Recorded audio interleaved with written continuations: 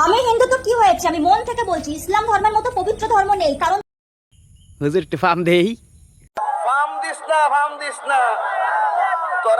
তারা গু গোবর খায় না। আমাদের ধর্মের কিছু কিছু লোক গু গোবর খেয়ে বেঁচে থাকে। হুজুর তোমার মাল পাইছি, আহো হালালা করবা। দাদি আর খুশি হয়েছে, শালা আর গিয়ে তুমি আর শালা আর খুশি হয়েছে।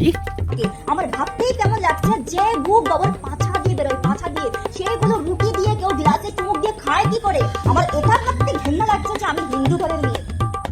আসলে কি লেন্ডি, তুমি হিন্দু তাতে কিছু হয় নাই, কিন্তু তুমি হিন্দু সাইজে যে হিন্দু গোজাম বাজে বদনাম করো চাইয়ে তো মাইনে নিবার পাই না। কি করলাও যে ওই হিন্দুরা গু গোবর খাই বাইছে তাই বুঝছাও মুসলমান ধর্ম তোমার ভালো। আসলে তোমার ঠিক আছে মানলাম মুসলমান ধর্ম খুবই ভালো, কিন্তু তুমি হিন্দু ধর্মে জন্মগ্রহণ করছো কিসের নিকে? আর এখন তার মুসলমান ধর্ম যাও নাই কিসের নিকে? হ্যাঁ আমার কথা হয়েছে। আর কি করলাও হিন্দুরা গু গোবর খায় না।